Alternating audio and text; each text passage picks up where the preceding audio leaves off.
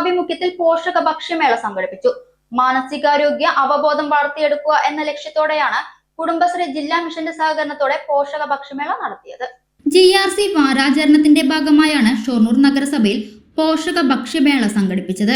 മാനസിക ആരോഗ്യം നിലനിർത്തുന്നതിൽ ശുദ്ധമായ മനസ്സും ബുദ്ധിപരമായ ഭക്ഷണ രീതിയും എന്ന ആശയം മുൻനിർത്തിയാണ് ഇത്തരത്തിലുള്ള പോഷക ഭക്ഷ്യമേള നടത്തുന്നത്. നഗരസഭയിലെ വിവിധ വാർഡുകളിൽ നിന്നായി ADSന്റെ കീഴിലുള്ള 17 ടീമുകൾ 50 ഇന പോഷക ആഹാരങ്ങളാണ് പ്രദർശനത്തിനായി വെച്ചത്. പോഷക ഭക്ഷ്യമേളയിൽ 1, 2, 3 സ്ഥാനം കരസ്ഥമാക്കിയവർക്കുള്ള സമ്മാനങ്ങളും വിതരണം ചെയ്തു. വ്യാഴാഴ്ച രാവിലെ കൗൺസിൽ ഹാളിൽ സംഘടിപ്പിച്ച GRC വാരാചരണം നഗരസഭാ ചെയർമാൻ MK ജയപ്രകാശ് ഉദ്ഘാടനം ചെയ്തു.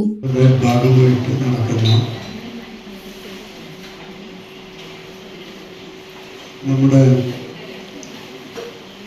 വീടുകളിൽ ഉണ്ടാക്കിയിട്ടുള്ള ഭക്ഷണ പദാർത്ഥങ്ങളുടെ ഒരു പ്രദർശനമാണ്. നേരത്തെ CDSന്റെ ചെയർപേഴ്സൺ സൂചിപ്പിച്ചതുപോലെ പഞ്ചസാര ഒഴികെ എണ്ണ ഒഴികെയുള്ള ഉൽപ്പന്നങ്ങൾ വെച്ചുകൊണ്ടാണ് ഉണ്ടാക്കിയെടുത്തതുകൊണ്ടാണ് അപ്പോൾ ഇതെല്ലാം നടത്തുന്നത്. നല്ല ഭക്ഷണ രീതി പഠിക്കുക എന്നുള്ളതാണ് ഇതുകൊണ്ട് ഉദ്ദേശിക്കുന്നത്. ഉദ്ഘാടന ചടങ്ങിൽ CDS chairperson DC VC Sindhu അധ്യക്ഷത വഹിച്ചു.